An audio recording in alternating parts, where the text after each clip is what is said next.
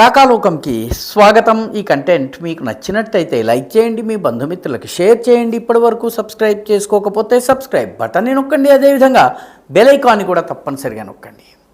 జై హింద్ మిత్రులారా.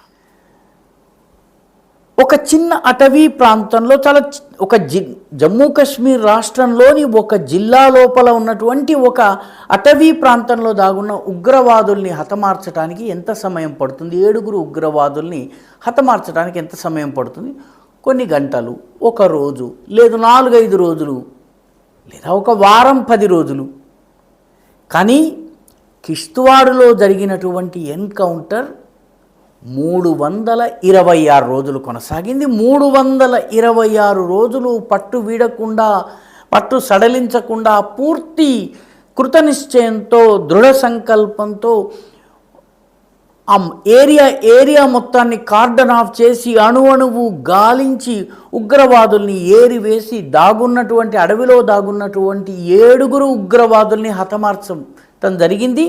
చాలా ఒక రకంగా చెప్పాలన్నట్టయితే ఇంత ఓపికగా, ఇంత పట్టుదలగా, ఇంత కృత సంకల్పంతో ఆపరేషన్ జరగడం అనేది ఆశ్చర్యం. 326 రోజులు.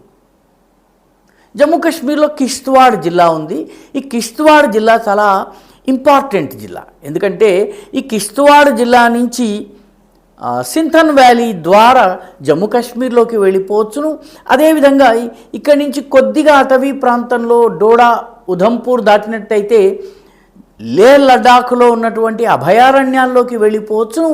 అదేవిధంగా పశ్చిమం వైపు కొంచెము నైరుతి వైపు గనక వెళ్ళినట్లయితే రజౌరి, పూంచ్ దగ్గరికి వెళ్ళొచ్చు. అక్కడ ఉన్నటువంటి హజీపీర్ పాస్ ఉన్నటువంటి కొండ ప్రాంతాల నుంచి పాకిస్తాన్లోకి వెళ్ళిపోవచ్చు.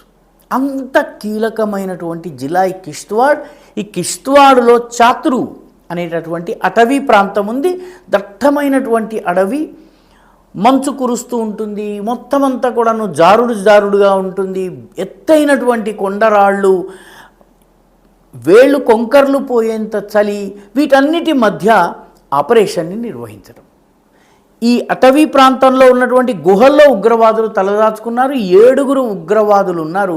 ఈ 7 ఉగ్రవాదుల్ని పట్టుకోవడానికి జమ్మూ కాశ్మీర్ రాష్ట్రీయ రైఫిల్స్లోని వైట్ నైట్ కోర్ అనేటటువంటి స్పెషలైజ్డ్ బృందము, సిఆర్పిఎఫ్కి సంబంధించినటువంటి ఎంపిక చేసిన జవాన్లు, జమ్మూ కాశ్మీర్ పోలీస్కి చెందినటువంటి సిద్ధహస్తులైనటువంటి ఎన్కౌంటర్ స్పెషలిస్టులు బయలుదేరి 326 రోజులుగా ఆపరేషన్ నిర్వహించారు. ఆపరేషన్ త్రాషి పేరిట. పకడ్బందీ ఇంటెలిజెన్స్ ఆధారంగా పబ్లిక్ ఇంటెలిజెన్స్ ఉంది, అంటే మన సివిల్ ఇంటెలిజెన్స్ ఉంది, అదేవిధంగా మిలిటరీ ఇంటెలిజెన్స్, వీళ్ళు ఇచ్చినటువంటి ఆధారాలను తీసుకుని, క్లూస్ని తీసుకుని ఈ ఎన్కౌంటర్ని నిర్వహించడం జరిగింది. 326 రోజుల క్రితం ఈ ఎన్కౌంటర్ జరిగింది. గత 326 రోజుల్లో 6 సార్లు ఉగ్రవాదులు, భద్రతా దళాలు ఎదురయ్యారు. ఈ 6 సార్లు కూడాను భీకరమైన కాల్పులు జరిగినాయి. దట్టమైనటువంటి అడవుల్లో కూంబింగ్ ఆపరేషన్స్ జరిగినాయి. అప్పుడొక ఉగ్రవాది చనిపోయాడు, ఇప్పుడొక ఉగ్రవాది చనిపోయాడు. కానీ ఇంకా 3 ఉగ్రవాదులు మిగిలే ఉన్నారని తెలిసింది. వాళ్ళ కోసం కూడా ఆపరేషన్ వదలకుండా కొనసాగింది. ఈ ఆపరేషన్లో గత నెల జనవరి 18, 19వ తారీఖుల్లో ఆ రాత్రిపూట జరిగినటువంటి ఎన్కౌంటర్లో హవల్దార్ గజేందర్ సింగ్ అసువులు బాశాడు, అమరుడైపోయాడు. ఆ తరువాత కూడాను పట్టు వీడకుండా ఈ ఆపరేషన్ కొనసాగుతూనే వచ్చింది. ఎఫ్పివి డ్రోన్స్ను ఉపయోగించారు, శాటిలైట్ ఇమేజరీని ఉపయోగించారు, అన్మాన్డ్ ఏరియల్ వెహికల్స్, మానవరహిత గగన మార్గంలో వెళ్ళేటటువంటి ఏరియల్ వెహికల్స్ని పంపడం జరిగింది. అడ్వాన్స్డ్ కమ్యూనికేషన్ టెక్నాలజీని ఉపయోగించడం జరిగింది. వీటన్నిటి సహకారంతో ఉగ్రవాదుల్ని పిన్ పాయింటెడ్గా గుర్తించడం జరిగింది. 6 సార్ల ఎన్కౌంటర్ తరువాత ఫైనల్ ఎన్కౌంటర్ ఫిబ్రవరి 21, 22న మొదలైంది. 3 ఉగ్రవాదుల్ని పట్టుకునేందుకు.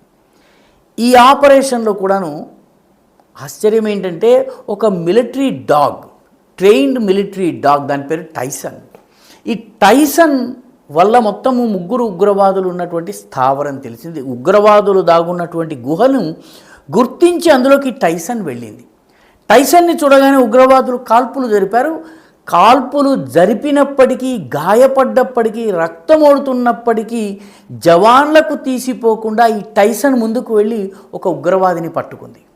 ఆ తర్వాత భద్రతా దళాలు వెళ్ళాయి. భీకరమైనటువంటి ఎన్కౌంటర్ జరిగింది. 3 ఉగ్రవాదులు చనిపోయారు. చనిపోయిన వారిలో ఒకరు జైషే మొహమ్మద్కి సంబంధించి జమ్మూ కాశ్మీర్ ప్రాంతానికి చెందిన కీలకమైనటువంటి కమాండర్ సైఫుల్లాగా భావిస్తున్నారు. మిగతా 2 కూడాను పాకిస్తాన్ నుంచి వచ్చిన ఉగ్రవాదులు. సైఫుల్లా కూడా పాకిస్తాన్ నుంచి వచ్చిన వాడే.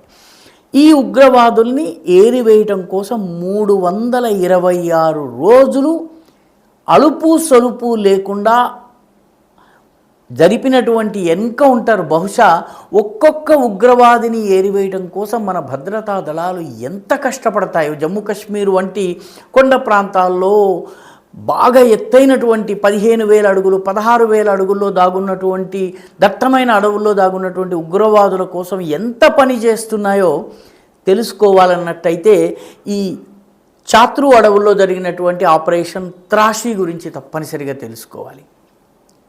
ఈ మొత్తం కథ అయిపోయిన తర్వాత టైసన్ గురించి చెప్పుకోవడం మనం మర్చిపోయాము. టైసన్ గాయపడ్డ తరువాత ప్రత్యేకంగా విమానాన్ని, హెలికాప్టర్ని దించి ఆ హెలికాప్టర్లో టైసన్ని ఎక్కించి తీసుకువెళ్ళి శ్రీనగర్లో ఉన్నటువంటి ఆర్మీ హాస్పిటల్లో చికిత్స చేయిస్తున్నారు. అంటే సైనికులకు తమ కోసం నిలబడ్డటువంటి శునకము కూడా, దానిని కూడా చావనివ్వరు, దానిని కూడా కాపాడుకునేందుకు సర్వశక్తుల్ని ఒడ్డుతారు. ఈ ఆపరేషన్ని అధ్యయనం చేయడం చాలా అవసరం. ఎందుకంటే ఎంత పట్టుదలతో పోరాటం జరుగుతుందో ఉగ్రవాదానికి వ్యతిరేకంగా అర్థం చేసుకోవాలంటే ఈ ఆపరేషన్ త్రాషిని తెలుసుకోవాలి. ఈ వీడియో మీకు నచ్చినట్టయితే లైక్ చేయండి, షేర్ చేయండి, ఈ ఛానల్కు సబ్స్క్రైబ్ చేయండి. మీ అభిప్రాయాన్ని కమెంట్ల రూపంలో తప్పనిసరిగా పంపించండి.